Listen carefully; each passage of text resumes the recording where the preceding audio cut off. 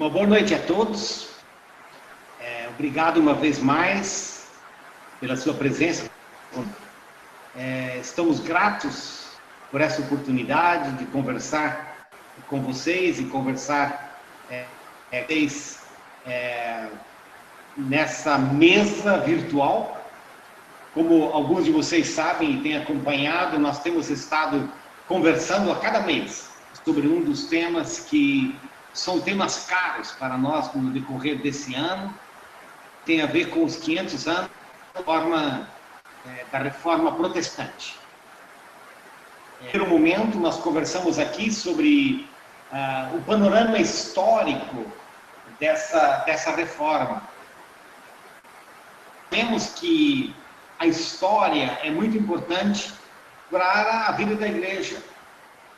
E no segundo hangout, numa segunda conversa na BEB, nós falamos sobre a importância das escrituras na Reforma Protestante, a Bíblia, que foi chave em toda essa história e continua sendo chave na nossa história.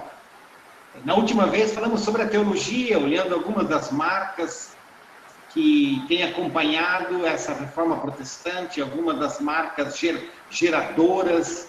Olhamos para o sola Cristo, sola fide, sola gratia, sola escritura, soli Deo glória. Somente a graça, somente Deus, somente a escritura, somente a fé, Deus toda a glória. A ênfase dessa nossa conversa, na qual você participa, e nós saudamos a cada um, a ênfase dessa conversa é olhar para as dimensões, algumas das dimensões pastorais da reforma. Porque, como nós sabemos, a reforma foi um acontecimento que teve vários reflexos. Alguns reflexos têm muito a ver com a própria teologia, com o encontro com o Evangelho, que redefine o nosso jeito de entender a nossa fé, a nossa caminhada. Noutro momento, essa reforma teve consequências geopolíticas, econômicas, eclesiásticas para a vida da igreja. E hoje queremos focar as consequências pastorais, alguns aspectos das consequências pastorais para a Reforma Protestante. Você lembra, e nós temos falado aqui, que a pessoa de Martinho Lutero foi um dos pioneiros nessa Reforma Protestante. E Lutero, de fato, nunca produziu uma suma teológica, nunca produziu uma teologia estática. Como hoje ainda, Lutero foi um teólogo ocasional, porque ele foi fundamentalmente um homem de igreja. Lutero é um homem da igreja e um homem do seu tempo. E essa sua ênfase na vida da igreja determinou muito do que ele fez, e determinou grande parte do que ele escreveu. Assim que o que nós temos hoje do Lutero, produção, digamos, teológica, tem muito a ver com uma produção pastoral. Tem a ver com escreveu para abordar questões bem práticas. Sendo em muitas igrejas, então, e a sua vida e o seu ministério estão conectados na sua luta pelo Evangelho. A prática do Evangelho, a vivência da vida de Lutero. Hoje à noite nós temos duas pessoas que são muito preciosas para nós, e nós queremos saudar ao Padilha, Ruth de Borst Padilha. A Ruth tem vivido em diferentes lugares da América Latina. Nós vamos experimentar hoje à noite um pouco do português arranhado da Ruth. A Ruth fala espanhol, fala inglês e um pouco de português. Assim que nós vamos escutar à noite A Ruth vive na Costa Rica, tem um doutorado na universidade em Boston, nos Estados Unidos, e ela em missiologia e em ética social. E hoje ela é uma das diretoras, juntamente com o esposo dela, o Santiago, da comunidade de estudos teológicos interdisciplinares. E esse programa de estudos teológicos interdisciplinares, espalhando pela América Latina, prazer ter a Ruth conosco hoje à noite.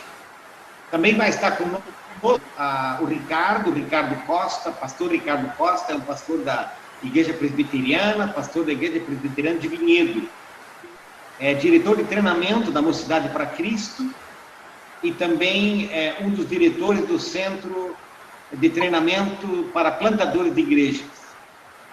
Ricardo tem um mestrado em missiologia, tem especialização em missões urbanas, filosofia.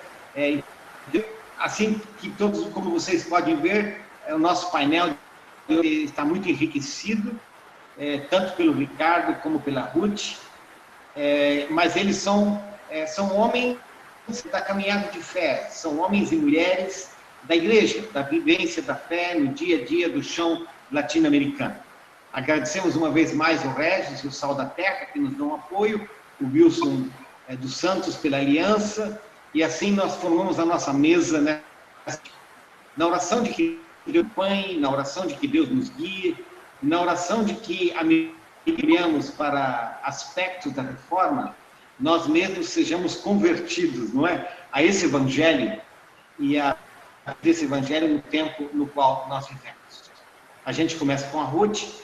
Ruth, muito obrigado uma vez mais pela sua presença. A gente sabe que você chegou de viagem hoje, mas te agradecemos que você está com a gente. Então, nós estamos curiosos para ver o seu espaguete para nós nessa... Obrigada, Valdir. Eu vou começar com 3 relatos. Eu não sou teóloga sistemática, eu sou mais teóloga narrativa. Então, vou começar com 3 relatos. Uno, era un domingo, mucho sol, en el mes de marzo, en Argentina, en una pequeña congregación bautista. El mes de marzo es cuando en Argentina comienzan las clases, la escuela, los niños, los pequeños, los universitarios, es el momento en que comienza el año escolar. Entonces, este domingo comienza, hay una breve reflexión bíblica y luego comienza el momento de la ordenación. Llaman a todos los niños de escuela, los pequeños. Vengan adelante, todas las niñas y los niños. Nosotros los ordenamos para su escuela, para que aprendan, para que jueguen, para que crezcan, para que pregunten. Luego vienen los estudiantes de colegio secundario, para que sigan aprendiendo, que exploren sus identidades, sus vocaciones, para que aprendan, para que pregunten, para que exploren. Y así, poco a poco, pasan los universitarios, pasan las personas en negocios, pasan los profesionales en diferentes campos, y grupo tras grupo, la congregación entera ora por ellos y los envía a su ministerio en el mundo. Ese es un relato. Relato 2. Una mujer es directora de escuela.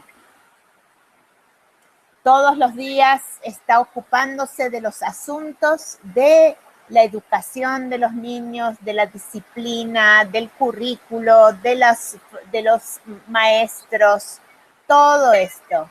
Por 25 años, ella se ocupa de esto en su trabajo.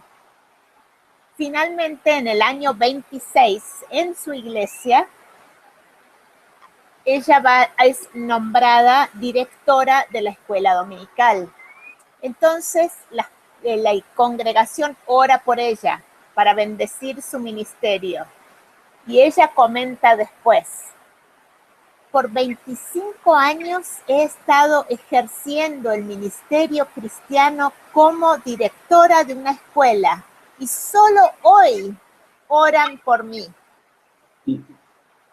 Tercer relato. Elías es un albañil. Albañil es una palabra, construye, pone ladrillos y construye casas, ¿sí? ¿Cuál es la palabra? Él es constructor, ¿sí? Constructor. Una persona sin mucha educación, muy poca educación, pero él se esfuerza por hacer su trabajo de construcción de una manera hermosa, limpia, ordenada. Y él me dice con orgullo: este es mi adoración a Dios. 3 relatos de personas que están, y iglesias, congregaciones que están estimulando o no el sacerdocio de todos los cristianos, de todos los seguidores de Jesucristo. Ahora, esta palabra sacerdote, sacerdocio, ¿es palabra en portugués? Sí. Sí. Entonces, sacerdote. Cuando uno piensa en sacerdote, piensa con frecuencia en personas con cierto, han sido ordenados, y no como en esa congregación en Buenos Aires, sino oficialmente por una iglesia con toda su institucionalización, ¿no? Pero la palabra sacerdote realmente tiene que ver con una persona que sirve como mediadora, como alguien que camina entre y ayuda y facilita la comunicación, la relación entre, ¿no?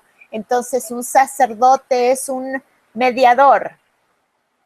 Y en la tradición bíblica, en la tradición del pueblo de Israel, este sacerdote es quien ofrece sacrificios como parte de su trabajo de mediar entre el pueblo de Dios y Dios, entre Dios y su pueblo. Entonces, el sacerdote en la tradición hebrea, que vemos reflejada en el Antiguo Testamento, ejerce ese papel y lo hace mediante liturgia, mediante ciertas actuaciones, y está todo muy claro en el Antiguo Testamento, esos procesos para mediar.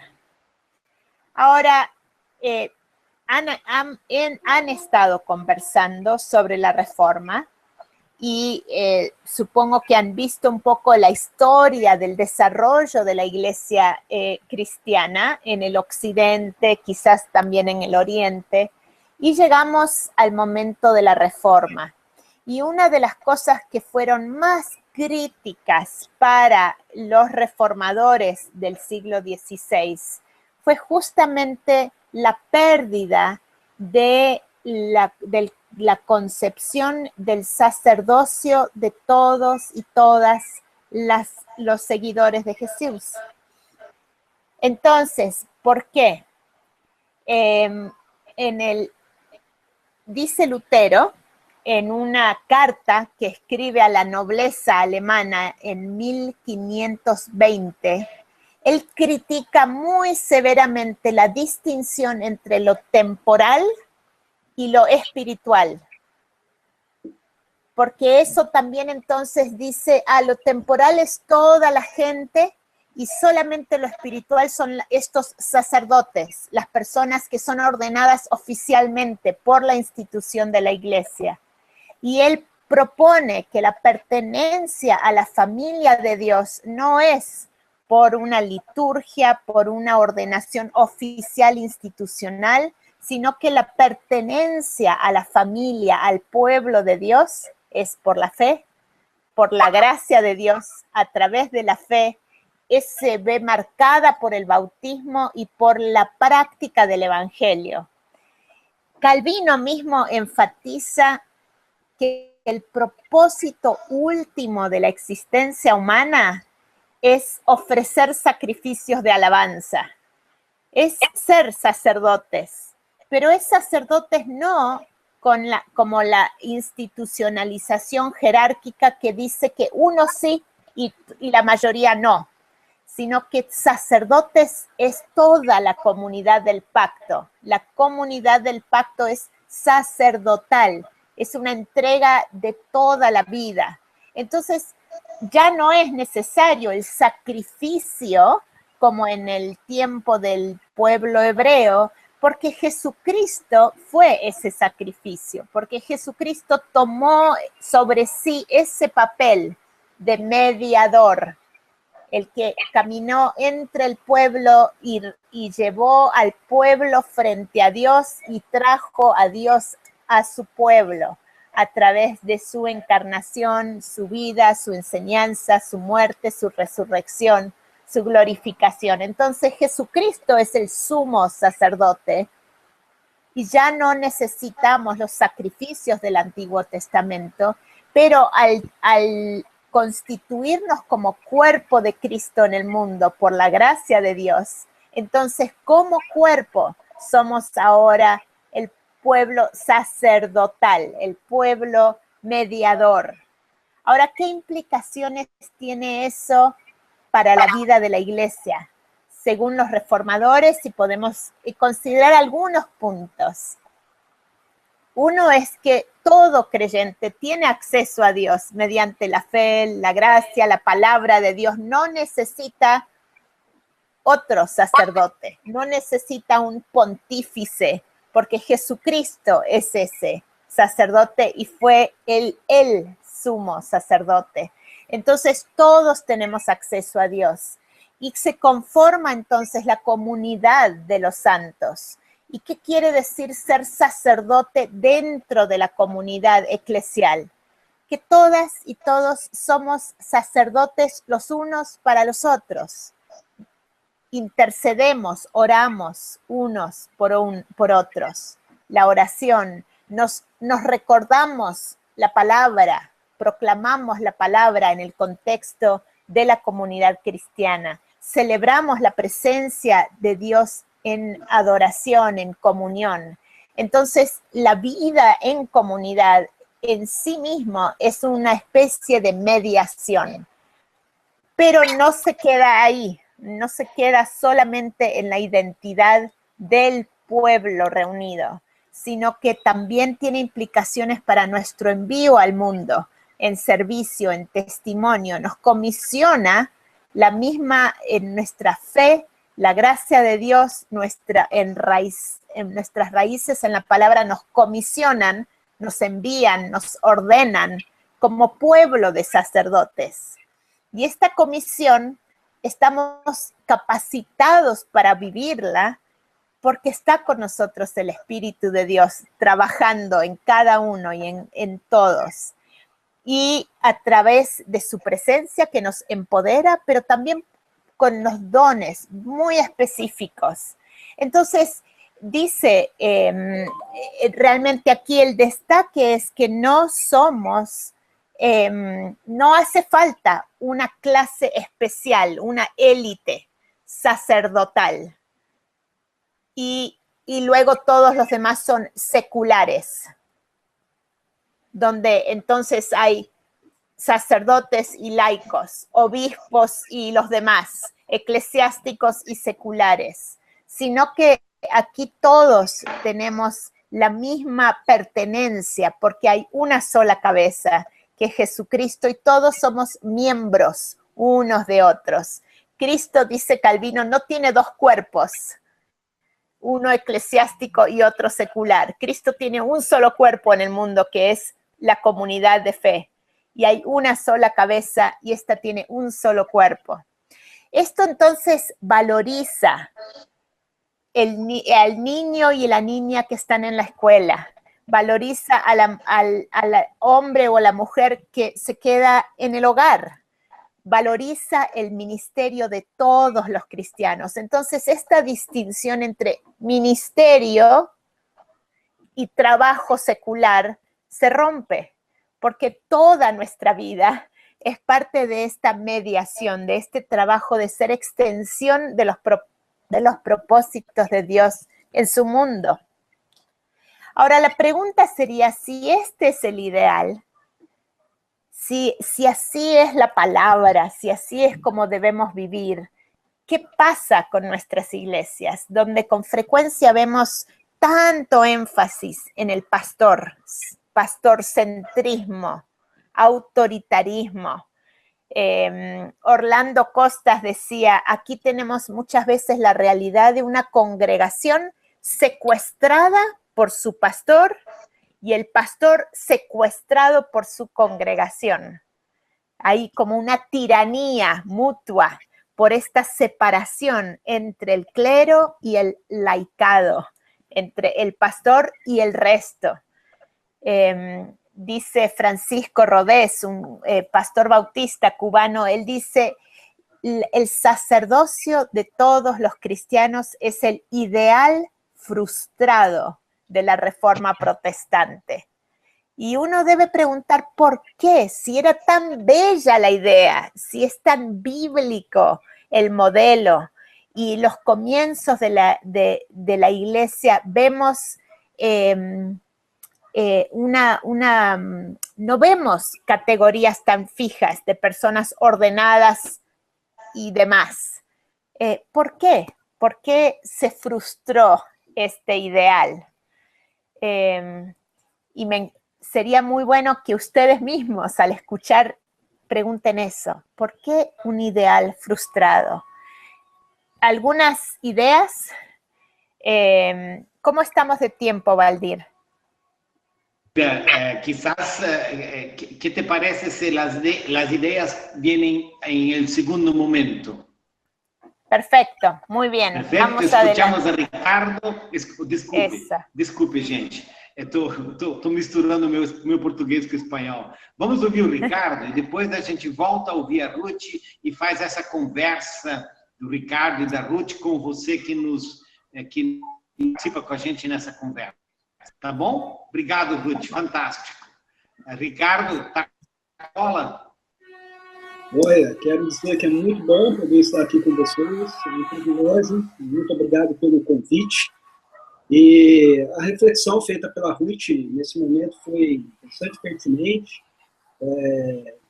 Eu acredito que as colocações dela e a linha que ela nos dirigiu com relação à perspectiva da reforma, nessa dimensão pastoral, do desenvolvimento do sacerdócio universal. Ricardo, você poderia chegar um pouquinho mais perto do fone? A tua voz está meio longe. Obrigado. Melhorou? Obrigado. Vamos lá. Vamos tentar. Joia, vamos lá. Então... Agora sim, melhorou muito. Agora sim. Joia. Então, a Ruth colaborou bastante com a gente nessa apresentação, né, nessa a análise dela com relação ao desdobramento do sacerdócio universal, né, e de algumas implicações referentes a ele dentro do contexto da reforma. Então, para não ser repetitivo, eu queria trazer aqui um elemento, talvez, eu não diria novo, mas um elemento a mais em relação à perspectiva da reforma, na dimensão pastoral, não só na dimensão pastoral, né, mas numa dimensão geral, mas que tem uma implicação direta com a dimensão pastoral, que é nos lembrar que os reformadores foram homens de uma época, né, homens de um tempo específico. Eles viveram uma realidade específica. E eu acredito que esse é um slogan da reforma, né? Da igreja de Calvino, tem a expressão a igreja reformada sempre se reformando.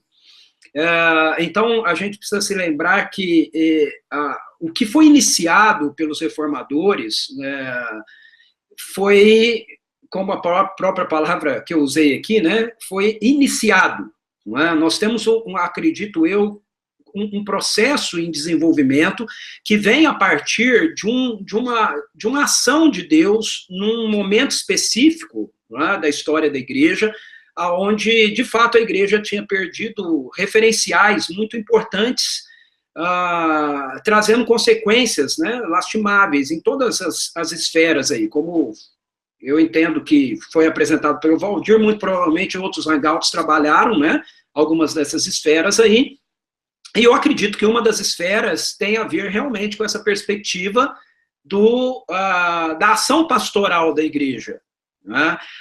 Quando os reformadores, Lutero, Calvino, né, pensando mais especificamente nos dois, porque nós tivemos outros reformadores, né, mas pensando mais especificamente nos dois, quando eles trabalham com essa perspectiva do resgate de alguns elementos, né, da fé, elementos cruciais aí da dinâmica da fé cristã, trazendo essa perspectiva, né, para o lado da igreja de uma maneira geral, eu penso que eles iniciaram um processo com o qual, de uma certa forma, eles não estavam, olha só a ousadia que eu vou ter, hein? Eles não estavam assim tão efetivamente ou enfaticamente voltados com sua atenção para uma reforma, vamos colocar assim, eclesiológica. A preocupação, pelo menos na minha leitura, do que eu percebo, presente, primeira, tanto para Lutero quanto para Calvino, passava muito mais por uma questão de uma reforma mesmo, de fundamentos e de bases teológicas. Embora Lutero e Calvino também, eles tenham enfatizado a perspectiva do sacerdócio universal, e da importância de todos se verem como agentes, do reino de Deus, vamos colocar dessa maneira, algumas das próprias ações de Lutero e de Calvino não colaboraram para essa perspectiva de uma forma efetiva, porque, de certa forma, numa certa medida, o aspecto do clero, embora tenha sido combatido por eles, por um outro lado, foi mantido. Houve uma ruptura com essa questão do sacerdócio, mas, ao mesmo tempo, não houve uma ruptura, por exemplo, com a leitura ou com a compreensão das funções sacerdotais, né, da igreja, ou das ações sacerdotais da igreja, desassociadas de títulos. Não é? Então, de certa forma, títulos foram mantidos, e quando a gente mantém títulos, né, numa leitura daquilo que as escrituras apresentam para a gente como função, a gente acaba preservando uma dinâmica que, na verdade, se desejava ver transformada. Né? Então, eu vou entrar aqui numa linha mais bíblica, ok, dessa abordagem, mas quando nós olhamos, por exemplo, né, para textos das Escrituras, onde nós nos deparamos com especificações como Efésios 4, né, que Cristo deu de presente para a igreja apóstolos, profetas, evangelistas, pastores e mestres, essa abordagem bíblica, né, pelo menos na minha exegese, na minha leitura exegética, são funções que Cristo está delegando à igreja. Homens, mulheres, né, empoderados pelo Espírito Santo de Deus, mas com uma função específica que eles vão exercer dentro da igreja, como outros vão ter outras funções para exercerem também. Mas quando nós pegamos essas funções e nós lemos, ou nós vestimos essas funções com o conceito de títulos, então a gente tem um problema aí, um problema pastoral, um problema prático com relação àquilo que se deseja ver a igreja executando, a igreja fazendo. Porque se apóstolos, profetas, pastores, evangelistas e mestres são funções, então nós temos aí uma dinâmica que o Espírito está dando à igreja, e que pode ser efetiva e pode ser desenvolvida, desdobrada na vida de qualquer pessoa que esteja na igreja, que esteja fazendo parte do corpo de Cristo. Agora, se nós temos aí títulos, né, se essas funções a gente passa a lê-las, né, como títulos, então nós, mesmo que estejamos, como os reformadores fizeram, dizendo, olha, o sacerdócio é universal, o sacerdócio é de todos os santos. Numa certa medida, nós continuamos fazendo uma diferenciação entre a igreja, entre o povo e uma outra categoria, não é? Então, a Ruth fez uma pergunta no final aí, né? Por que nós nos perdemos, né? Nós nos distanciamos desse anseio apresentado, né, pelos reformadores a respeito do sacerdócio universal, sacerdócio de todos os santos e etc.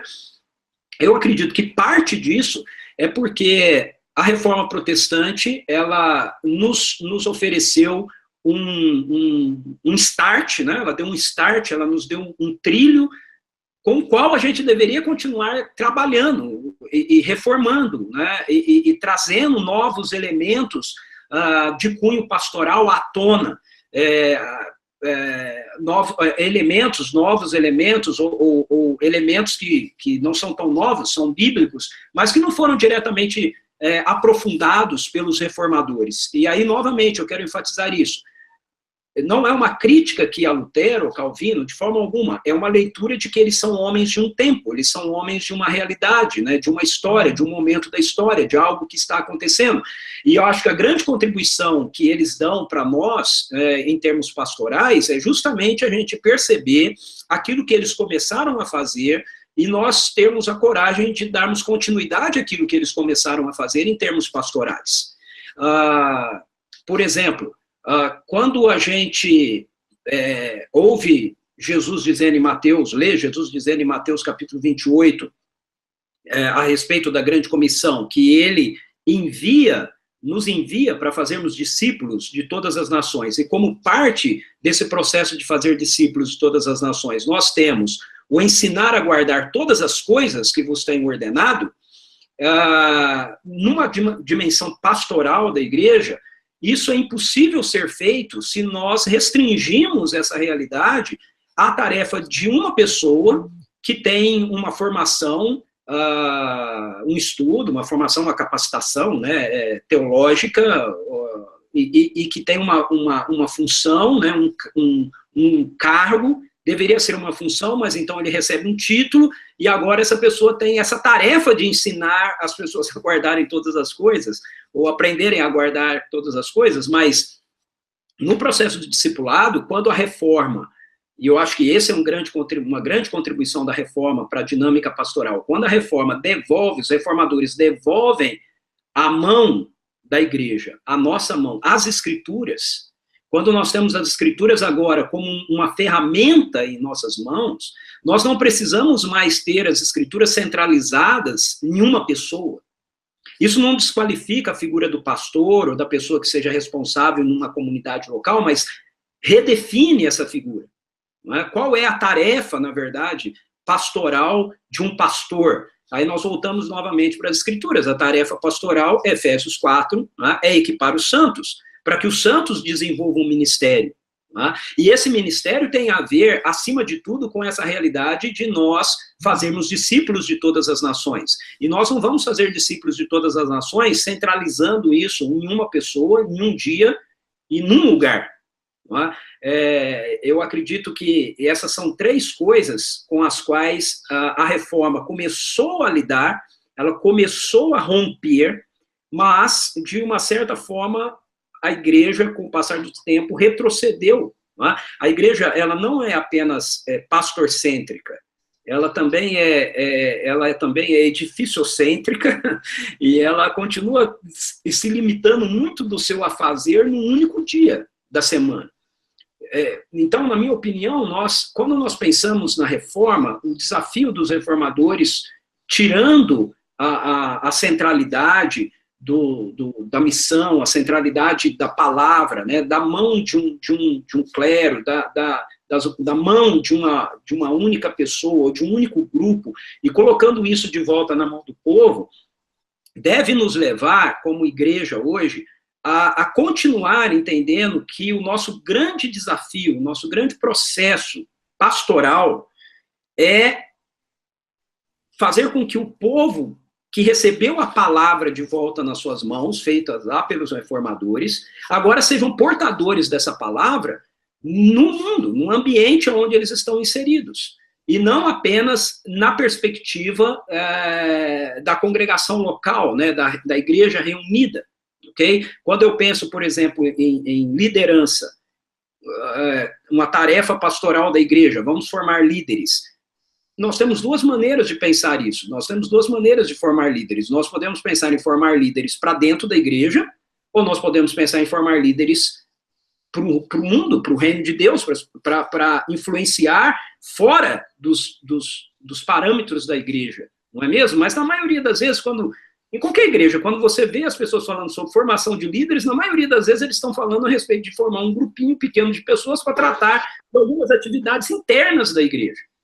Quando a reforma nos desafia, nessa perspectiva do sacerdócio universal, de formarmos pessoas para discipularem as nações, pessoas para estarem influenciando nos mais diversos ambientes, universidades, faculdades, indústrias, empresas, corporações, onde estiverem com os valores do reino que são apropriados pelas escrituras e que são divulgados pela vida e pela dinâmica dessas pessoas no contexto do dia a dia ou no contexto geral, tá? Da sociedade. Então, finalizando aqui essa minha fala introdutória, eu acredito que nós, em termos pastorais, precisamos olhar para aquilo que os reformadores começaram a fazer como algo que não acabou, é inacabado. Eles começaram, e nós temos a tarefa de continuar a realizar aquilo que eles começaram a fazer. Certo. Ricardo, e certamente o que nós vamos fazer também está inacabado, não é? E essa é um pouco essa caminhada, né? E acho que uma das funções que a gente fala é vamos caminhar juntos como comunidade para que o marceneiro seja um bom marceneiro, o pedreiro seja um bom pedreiro, e relacionando com essa história com a qual a Ruth começou. Gostaria de convidar você que está participando dessa mesa a trazer as suas perguntas, as suas contribuições.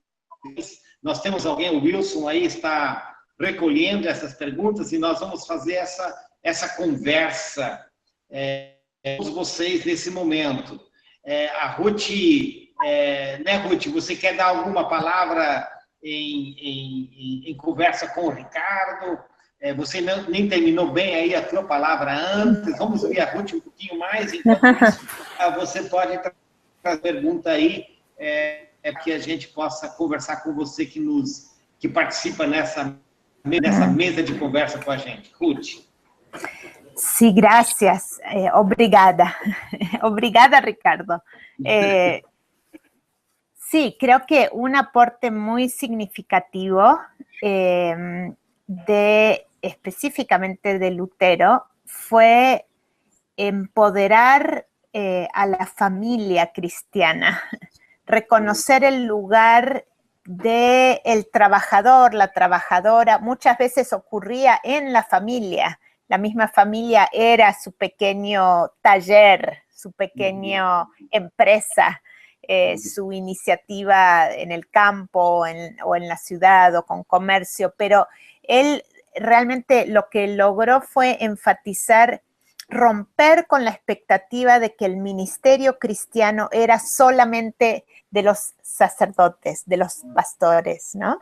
Y a valorar el trabajo y la familia como expresiones del sacerdocio, del trabajo de Dios a través de su pueblo en el mundo. Entonces, en ese punto sí estoy de acuerdo en que dieron una buena base para nosotros hoy.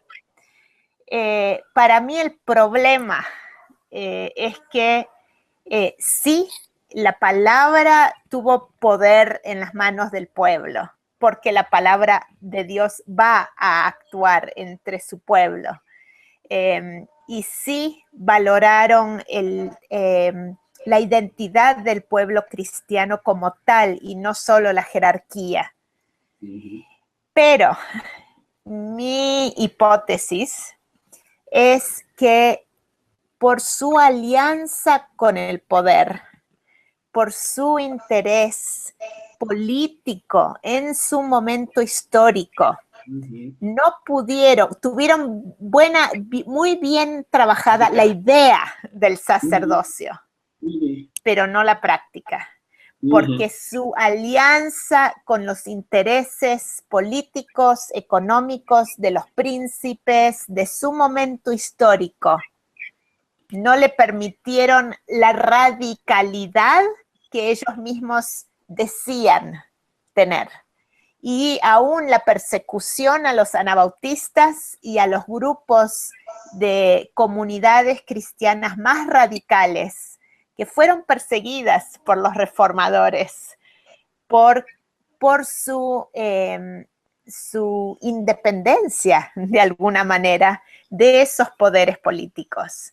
Y creo yo que parte ese mismo patrón es el que con frecuencia se repite en nuestro contexto.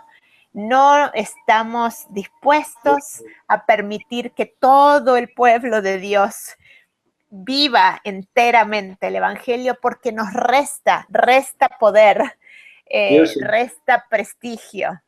Y de ahí entonces esta tiranía del pastor sobre la congregación para mantener las cosas en buen control, ¿no?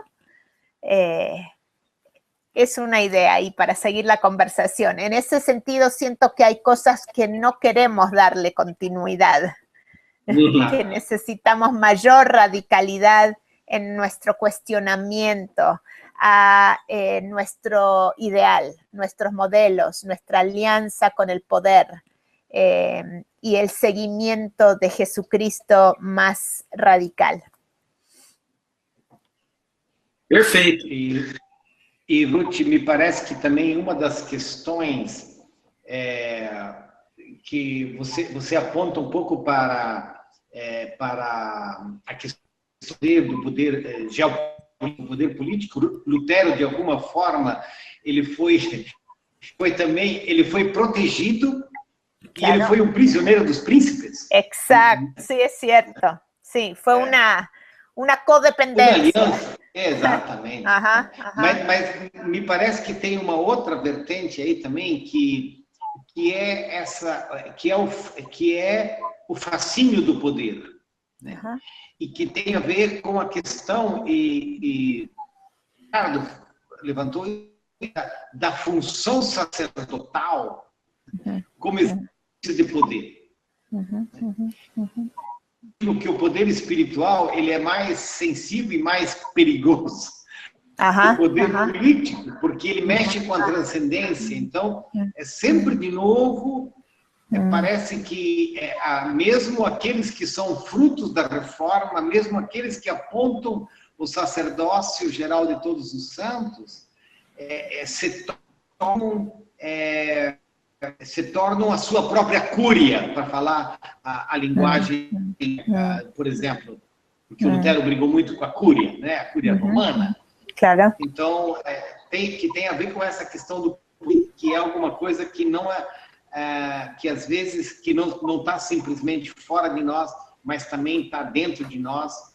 E essa coisa da clericalização como afirmação de poder é monopólio. Exato. Sim.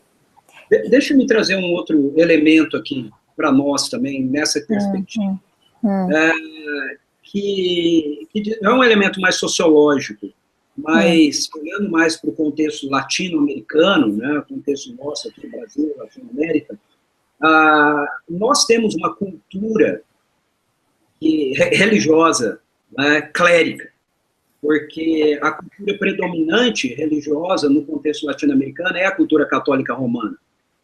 E mesmo com o desenvolvimento e com o crescimento do contexto evangélico, que vem a partir da reforma, a partir de fim da década de 80, né, início da década de 90, nós caminhávamos muito bem, entre aspas, assim, nessa perspectiva da compreensão daquilo que a reforma nos trouxe sobre o sacerdócio. Nós tivemos, no início da década de 80, todo um movimento, pelo menos aqui no Brasil, o movimento das comunidades, onde se resgata bastante essa ideia dos dons e do empoderamento da igreja, para as pessoas agirem, as pessoas fazerem, tudo mais. Mas no fim da década de 80, início da década de 90, nós temos, no Brasil, pelo menos, não tem tudo isso no restante da América Latina, mas no Brasil nós temos o início do movimento neopentecostal, o crescimento do movimento neopentecostal. E o movimento neopentecostal, ele vem trazendo de volta, ou puxando de volta justamente esses elementos. Você tem, novamente, a questão centralizada na figura de um indivíduo que é o sacerdote, né? Ele é o bispo, é a oração dele que vale, é a oração do apóstolo que tem poder. Você tem, de novo, aquele elemento do local, né? Enquanto a igreja trabalha toda essa dimensão de que a presença de Deus está sendo mediada por nós dentro do ambiente da família, dentro do ambiente do trabalho e tudo mais. O neopentecostalismo traz de volta essa ideia de que você tem que estar numa reunião, você tem que estar num dia específico, e você precisa da oração de uma pessoa específica. E isso atrai de um modo muito grande a população, o povo. Por quê? Porque o nosso contexto sociológico, né, religioso, socio-religioso, é justamente esse contexto que era o presente dentro da dimensão católica romana. Então, você tem um público que vive isso dentro do catolicismo, você tem um discurso protestante que diz, olha, nós não precisamos de tudo isso, nós precisamos, Jesus Cristo é o nosso mediador, nós temos a tarefa na nossa mão, a gente deve levar as escrituras, a palavra, a missão e tudo mais, mas de repente surge uma vertente, né, na tangente do movimento neopentecostal, fazendo justamente o contrário, dizendo, não, a gente tem figuras que são específicas, nós temos pessoas que são ungidas, nós temos um dia que é o dia especial para aquilo que você está desejando, né? Seja para libertação, seja para casar, seja lá o que for. Né? Então, nós temos, de novo, dentro da nossa agenda pastoral, não mais agora apenas a perspectiva católica romana, né? Porque, graças a Deus, dentro da perspectiva católica romana, nós temos muitos segmentos, na verdade, que também têm devolvido o sacerdócio na mão do povo. Né? A gente tem comunidades de base, a gente tem muitos movimentos católicos que são muito mais, hoje eu diria, muito mais próximos, por incrível que pareça, dessa ideia, né, de que o sacerdócio está na mão da igreja, a missão está na mão do povo, do que alguns segmentos que estão atrelados à igreja evangélica. Então, hoje, nós temos um desafio, acredito eu, parecido, semelhante com aquele dos reformadores, que, em relação ao sacerdócio universal, que é quebrar esse padrão que foi estabelecido pelo movimento neopentecostal, de que você tem essas figuras que são as figuras especiais, as figuras chaves, né, dentro do processo daquilo que você vai experimentar de Deus, né, sem o bispo, do pastor, ou do apóstolo, seja lá quem for, as coisas não vão acontecer na sua vida. Então, nós temos uma tarefa aqui, também nessa dimensão, porque quando a gente fala hoje com o nosso povo, o povo evangélico, esse nosso povo também está sob a influência de todo esse pensamento neopentecostal que está presente hoje, dentro do Brasil. Claro. Ricardo, está, de alguma forma, a gente, como filho e filha da reforma, estamos aprendendo a vender indulgências, não é? Exato. Para falar de uma forma um pouco trágica. Ruth, você citou a sua palavra inicial, você citou Orlando Costas, e essa coisa da congregação, que é sequestrado pelo pastor, e o pastor sequestrado pela congregação, né? E isso certamente também tem um desenvolvimento histórico de como essas coisas acontecem. Uma das perguntas é justamente sobre isso, né? Como é que você vê esse desenvolvimento histórico dessa inter-relação entre congregação, pastor, congregação? Sim, creo que... E antes da Ruth, você é bem-vindo, né, a mandar a sua pergunta para a gente, vai interagir com você. Desculpe a interrupção, Ruth. No, tranquilo. Sí, la tiranía, creo que lo que comentaba Ricardo de modelos eclesiales donde el pastor es el ungido, el especial, ¿no? Y su palabra es la ley. Y termina siendo más importante la palabra del pastor que la palabra de Dios.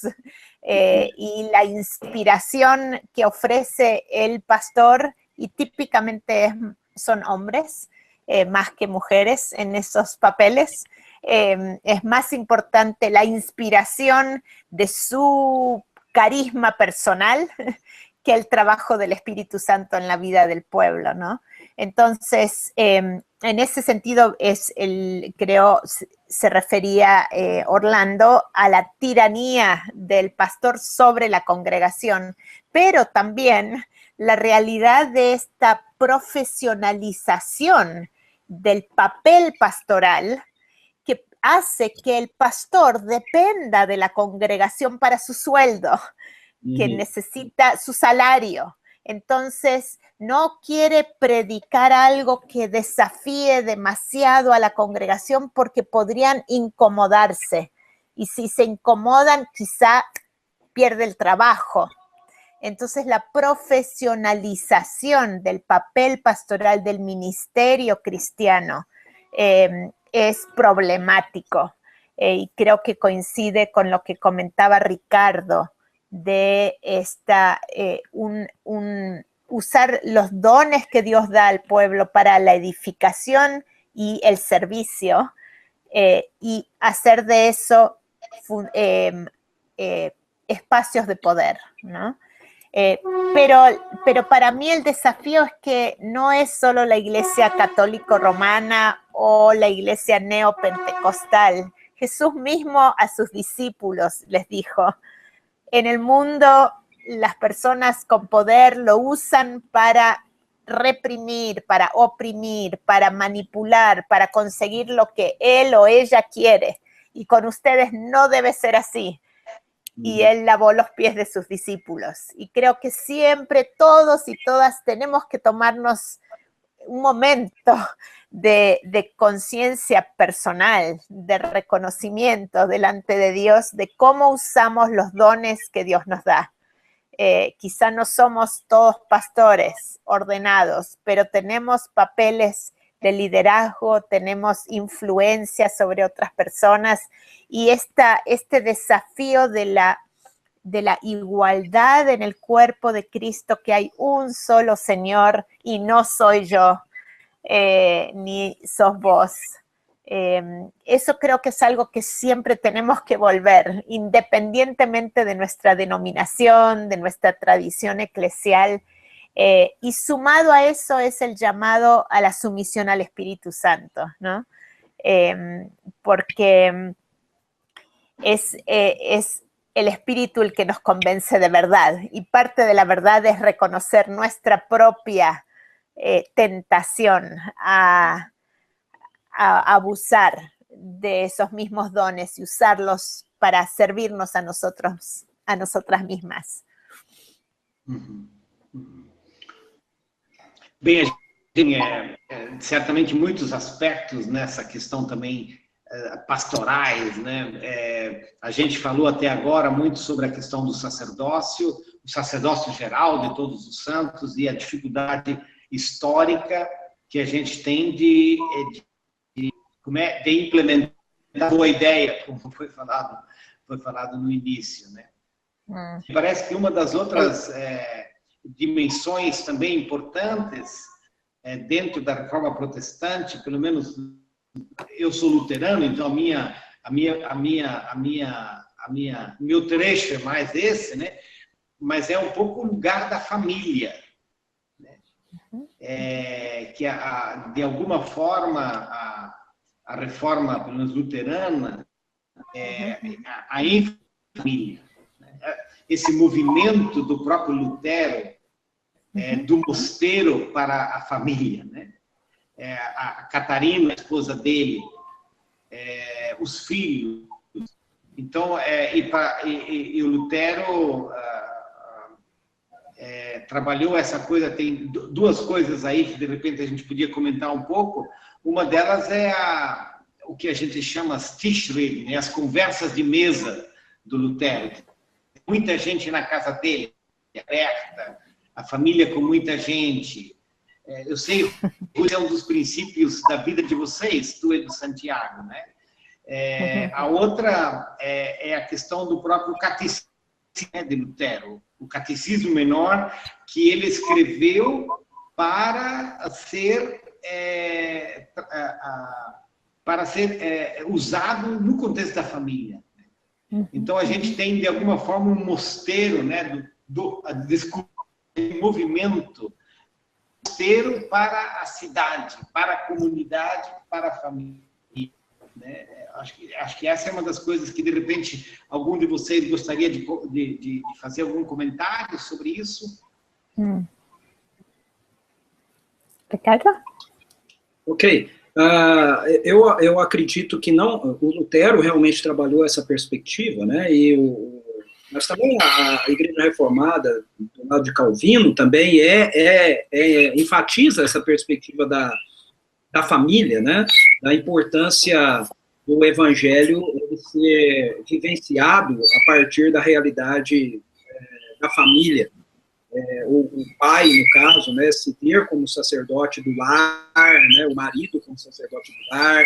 A própria Igreja Reformada também produz, né, a perspectiva do catecismo menor, do que a gente chama de breve catecismo, mais para frente, para a educação, né, das crianças, dos filhos, sendo feitas pelos próprios pais na sua casa. Eu acredito que realmente essa dimensão do resgate, da centralidade, do lugar da família, né, da família substituindo aí a questão do mosteiro, é um tema pastoral de máxima urgência para a nossa realidade contemporânea. Eu acredito que isso se torna cada vez mais urgente à medida que a gente vai percebendo uma configuração social de alguns segmentos e claramente tem como objetivo, como proposta, a formação de novos paradigmas, de novos valores, visando as crianças, visando a próxima geração que está chegando, não a nossa geração. Eu percebo muitas vezes a igreja, né, hoje discutindo ou tratando de alguns temas entre nós, vamos colocar assim, adultos, que na verdade são temas que estão sendo trabalhados pela sociedade, por alguns segmentos da sociedade, não visando mudar a nossa mente, visando, na verdade, a formação de uma nova mentalidade para a geração que está chegando. Então, eu diria que é urgente a nossa tarefa como pastoral, como igreja, de capacitar as famílias, capacitar os pais, as mães, da sua compreensão sacerdotal em relação aos seus filhos, a resgatar essa dimensão de que o discipulado de Jesus, ele começa em casa. O discipulado de Jesus ele não começa na congregação reunida, né, da igreja. Né, ele é fortalecido por isso. Mas o discipulado de Jesus ele começa em casa. Os primeiros discípulos que nós temos, pelo menos deveria ser isso, deveriam ser nossos filhos. Né, deveria ser o ensino dos nossos filhos. Hoje a gente vê muitas e muitas vezes, infelizmente, dentro da igreja, os pais preocupados com como o filho está indo no seu estudo, né, secular, o que é muito bom, ninguém tem nada contra isso, mas você não vê o mesmo tipo de preocupação com relação ao processo de discipulado, de desenvolvimento, de caminhada relacionado aos filhos. Isso, na dimensão da igreja, da qual, como falou, dividir, né, meu reduto, né, da igreja reformada calvinista, por exemplo, isso é de fundamental importância, porque a gente tem um fundamento baseado na aliança, onde a gente entende que os pais, eles têm essa responsabilidade muito secular na educação dos seus filhos, tanto que nós os colocamos na aliança que os pais têm com Deus, logo que eles são pequenos, que eles são crianças ainda, através do batismo. E o batismo, para nós, não é a ideia de que você está batizando o filho porque ele vai ser salvo. Isso, na perspectiva reformada, ele tem muito mais essa perspectiva, esse compromisso que a gente tem de que nós vamos estar ensinando e educando os nossos filhos segundo o princípio da palavra, na convicção de que, então, na sua idade, né, maior aí, eu acho que essa mesma dimensão luterana, se não me fala, não me fala a memória, eles vão reconhecer o governo e o senhorio, né, de Jesus sobre a vida deles, através de uma profissão de fé. Mas que fé que eles estão professando? A fé que foi lhes ensinada pelos pais. Mas talvez como fruto dessa própria perspectiva do clerical, que a gente ainda tem tanto dentro das nossas igrejas, os pais terceirizam essa tarefa para a igreja, terceiriza a tarefa para o pastor, que tem que falar de fé, ensinar a fé para os meus filhos, só o pastor, afinal, ele ganha para quê? Ele ganha para isso, né? Certo. Obrigado. Ruth, eu vou responder, eu vou te dar uma outra pergunta, porque tem algumas perguntas que deixaram aí para a gente, e uma das perguntas é bem interessante, porque diz assim, não está sacerdotalismo, esse lugar central do pastor, ligado à concepção da igreja, mais voltada ao culto. A igreja como espaço, templo religioso, e a falta de uma visão de uma igreja que encarna a missão do mundo, atuando na... Claro. ¿Te gustaría de comentar eso? Sí, y por eso no estoy totalmente de acuerdo, Ricardo, con que la reforma fue simplemente un trabajo teológico. Yo creo que fue eclesial, a pesar de este ideal frustrado. Y justamente pasa por esta idea de la... Por lo menos sentaron bases para empezar a juntar lo que se había separado.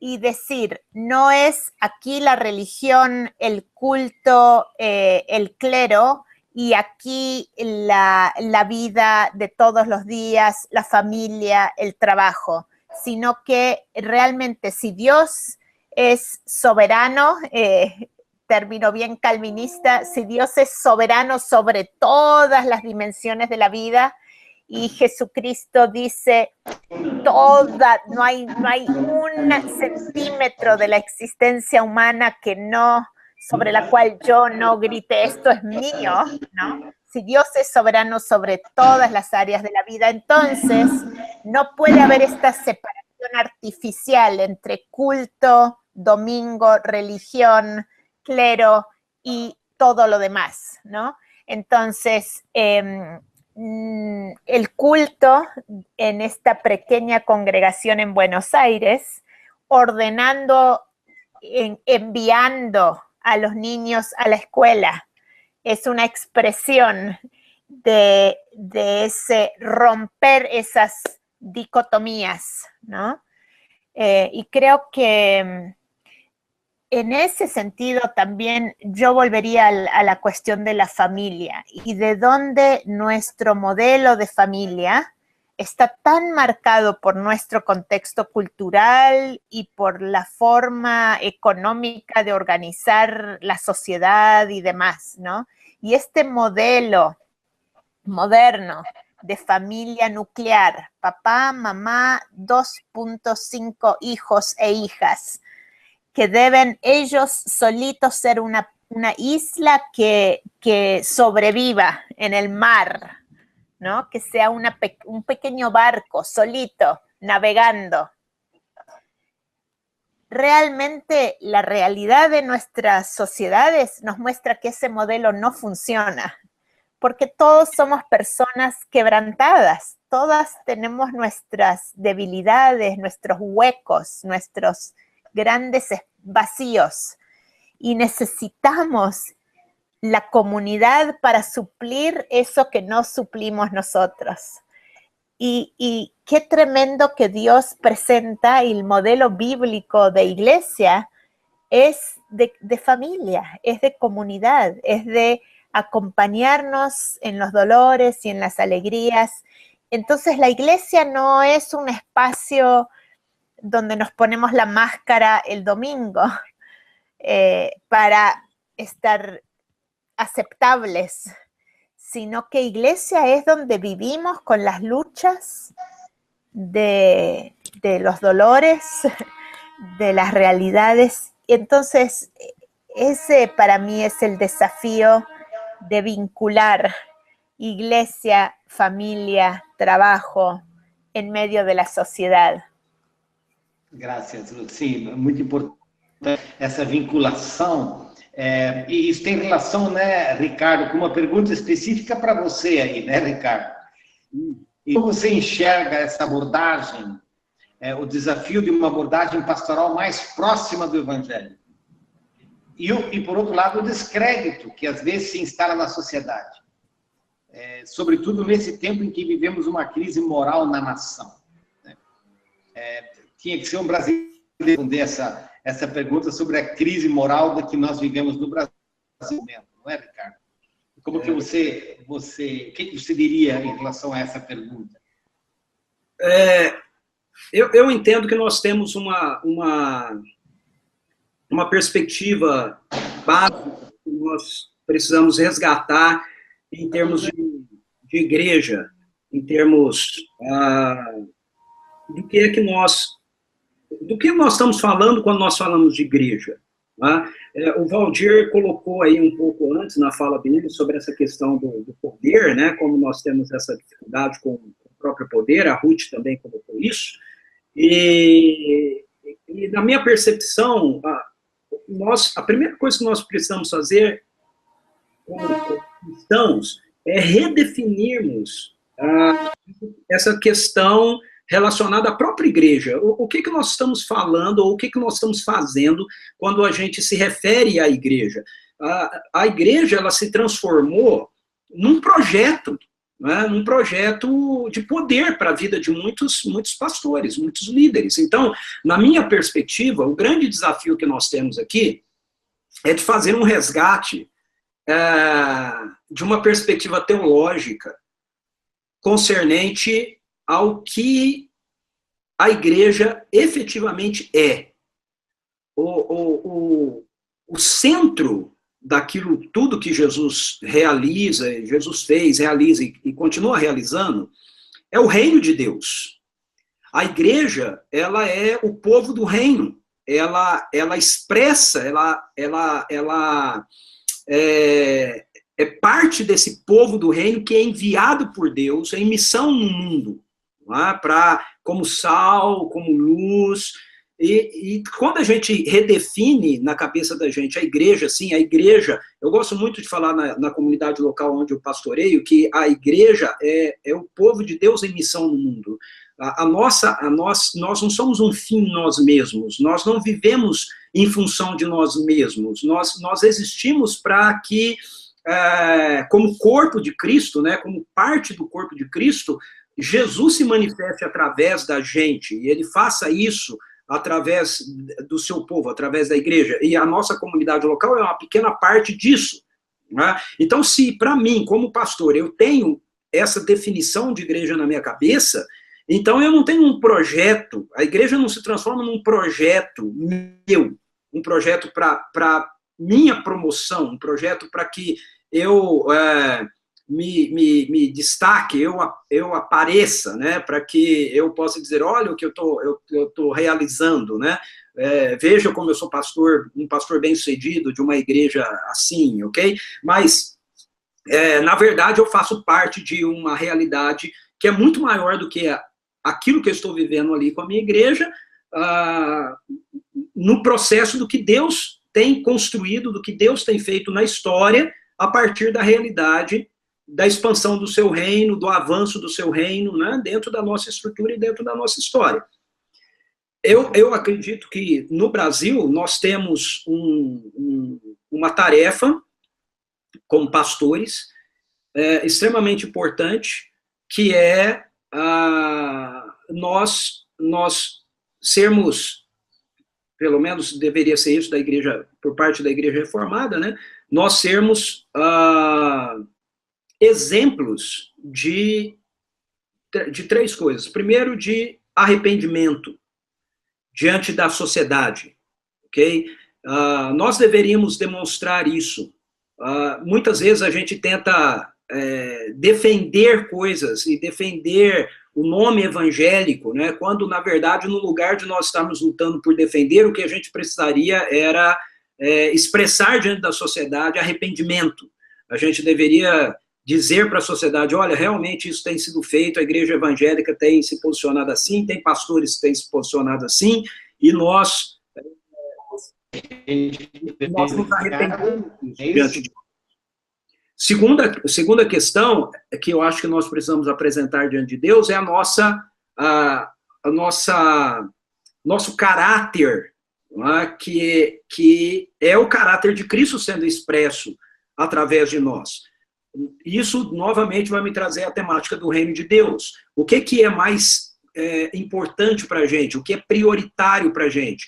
O prioritário para a gente não é um projeto da igreja. O prioritário para a gente é o reino de Deus. Jesus não diz que a igreja é a pérola de maior valor. Jesus diz que o reino de Deus é a pérola de maior valor. Se nós temos que viver por alguma coisa, então, nós temos que viver pelo reino de Deus.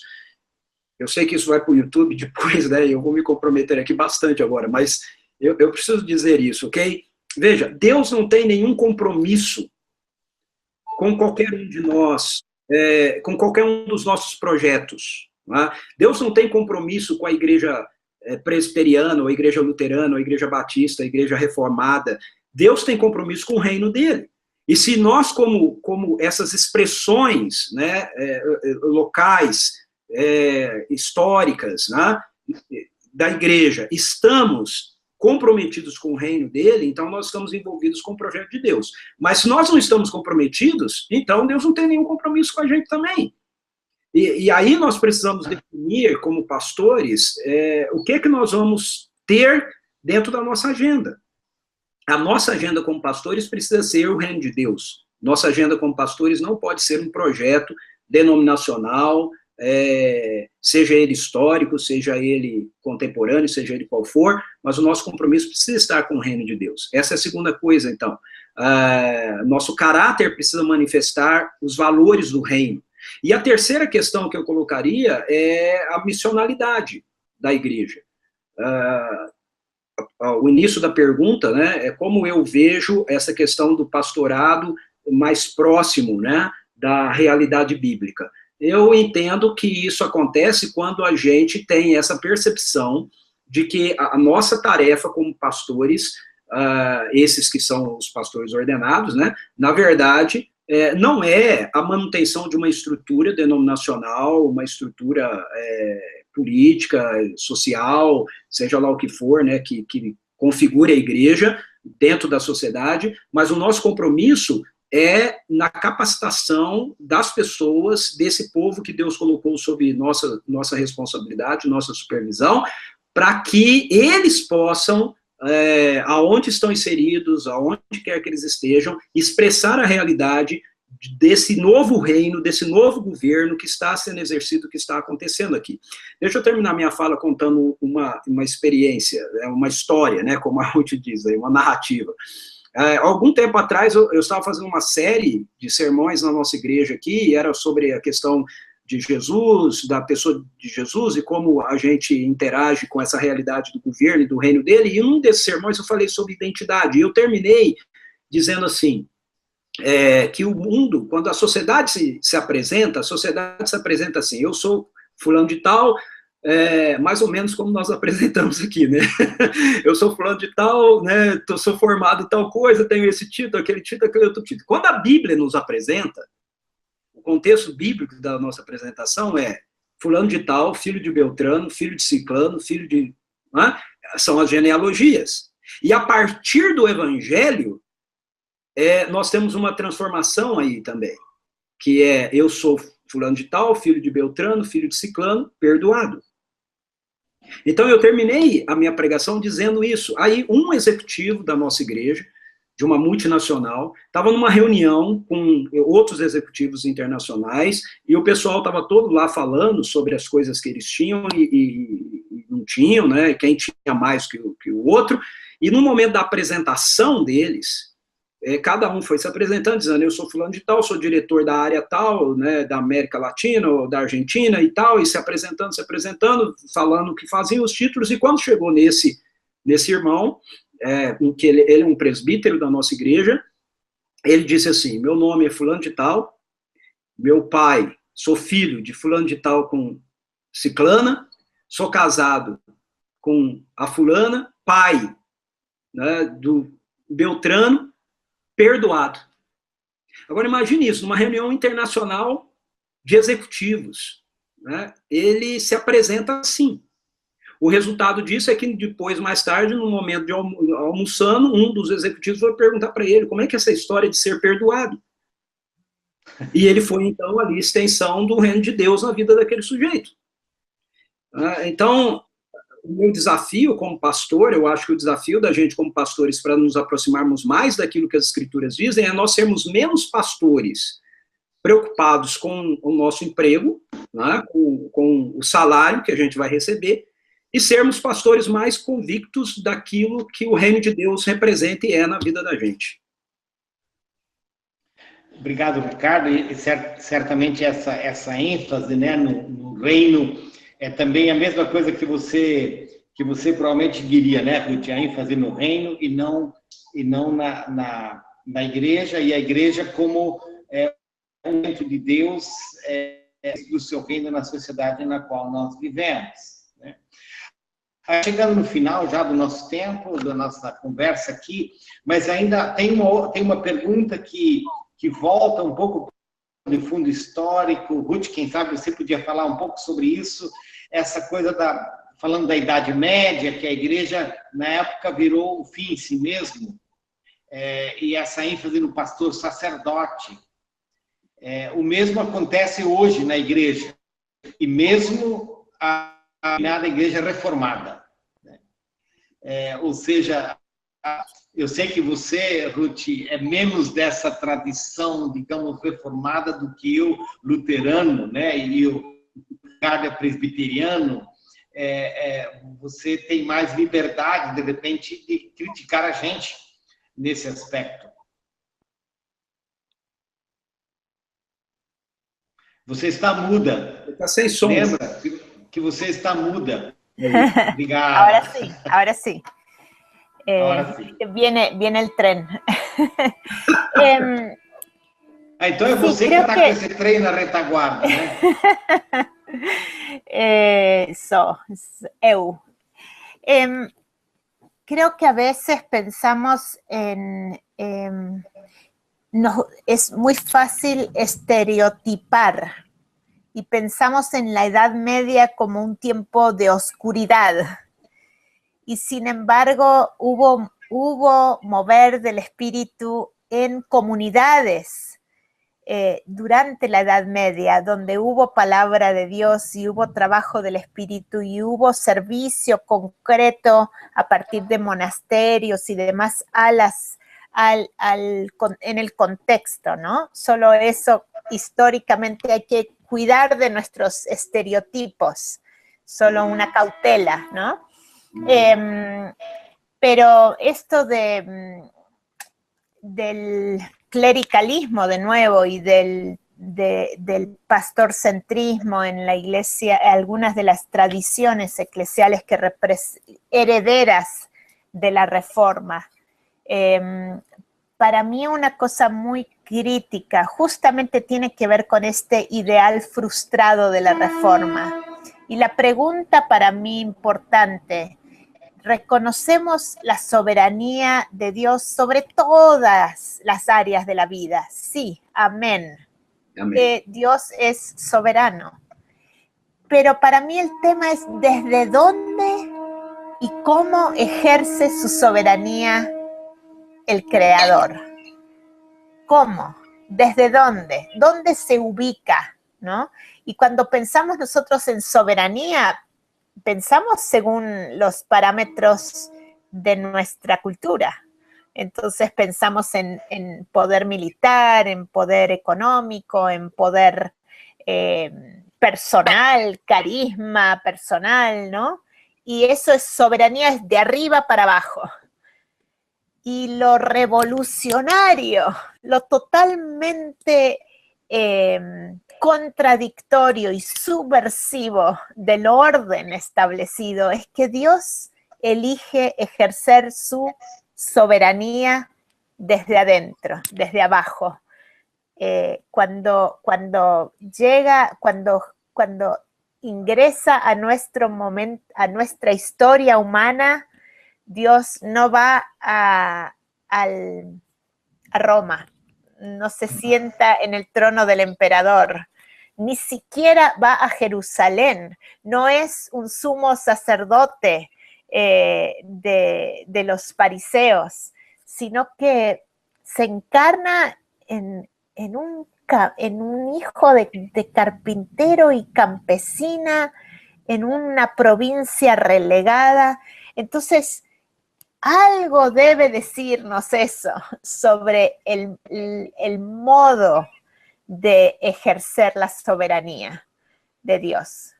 Y para nosotros, entonces, al replantear qué es ser iglesia, cómo vivimos a la luz de la modalidad de Dios, de cómo Dios como comunidad de amor se ha revelado en la historia.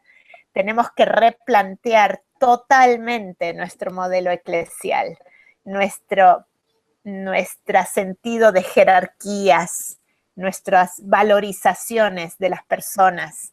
Por eso me encanta la historia de Elías, el constructor, sencillo, pero honrando a Dios a través de la belleza de su trabajo. Y si pudiéramos crecer en afirmar, sí, a la iglesia reunida, pero también a la iglesia ahí donde estamos, en nuestros espacios de trabajo diario, en nuestras familias, en nuestros barrios, ahí es donde podemos dar evidencia de este reino al revés. Obrigado, Ruth, por isso. A gente, como eu disse antes, os últimos minutos. A gente tem, Ricardo, se tem alguma palavra final para nós, depois uma palavra curta para a Ruth, para você, e a gente encerra o nosso tempo. Eu queria só afirmar, frente até essa última colocação, né, essa última resposta trazida pela Ruth, que eu acho que o grande desafio para nós, pastores, é nós libertarmos as pessoas de nós mesmos. E essa é a grande tarefa, né? Eu acho que a grande tarefa pastoral é nós conduzirmos as pessoas, eu vou usar uma linguagem aqui do Eugene Peterson, né, a nos ver, a olhar para nós pastores como pastores desnecessários. A grande meta do discipulado é eu poder conduzir as pessoas a um nível de relacionamento com Deus que ela entenda que ela não precisa mais de mim. Ela e Jesus, o Espírito, são suficientes.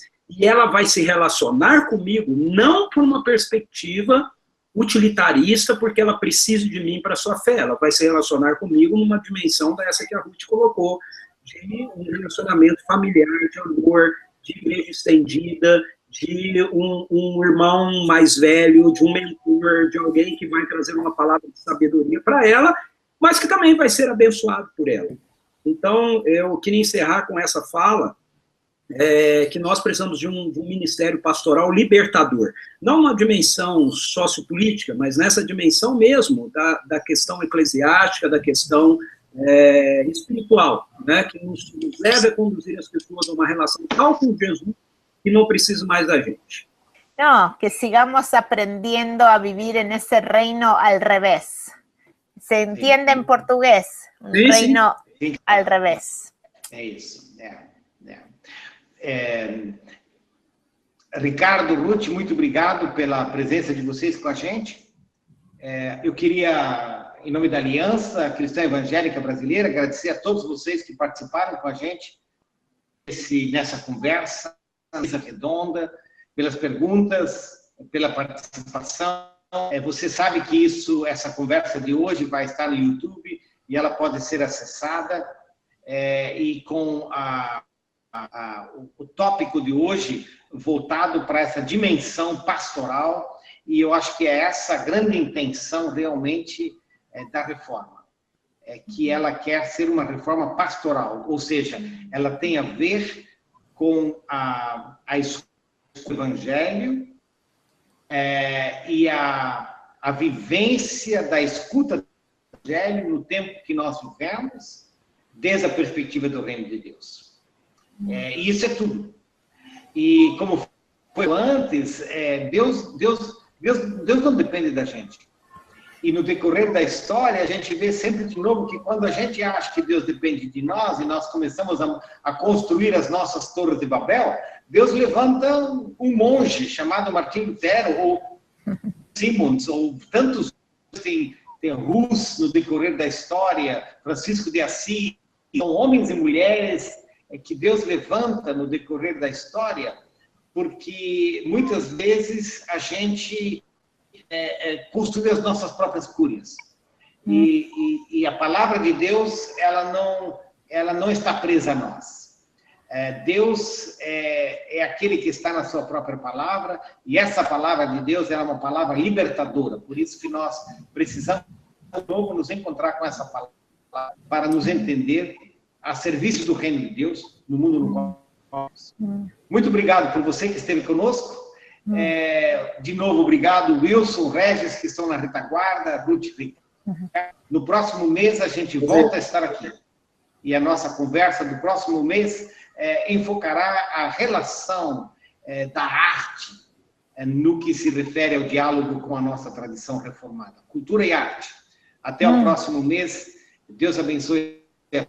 E nós caminhamos de que Deus nos guarde e nos ajude a nunca deixar de a palavra e de estar a serviço dele no mundo, especialmente o pequeno, o pobre, a criança. O reino de Deus é o reino que abraça a esses vulneráveis, a esses fracos, com tanto carinho, e Deus não pode deixar de querer que a sua igreja faça o mesmo. A todos uma boa noite. Muito obrigado. Obrigada.